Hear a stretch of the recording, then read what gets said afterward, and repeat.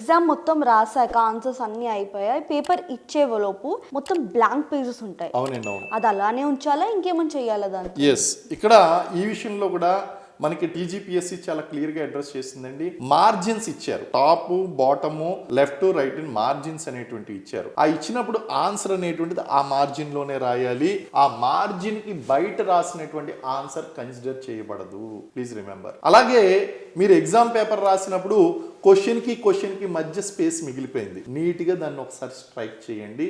Strike చేసి పైన కింద ఒక గీత కొట్టండి. స్ట్రైక్ చేస్తే దట్ కెన్ బి ఎక్స్టెండెడ్. అలా కాకుండా గీత కొట్టండి, ఇలాగా అడ్డంగా ఒక గీత కొట్టండి. ఇలా స్ట్రైక్ చేశారు కదా, పైన కింద గీత కొట్టండి. అంటే నేను ఎంతవరకునే స్ట్రైక్ చేసానని చెప్పడం అనమాట. స్ట్రైక్ చేసేటువంటి విధానం ఉంది. అలాగే వెనకాల కొన్ని బ్లాంక్ పేజెస్ మిగిలిపోయినాయి, రఫ్ పేజెస్ మిగిలిపోయినాయి, వాటిని కూడా స్ట్రైక్ చేసేయండి దయచేసి. No empty space to be left in the answer sheet అండి.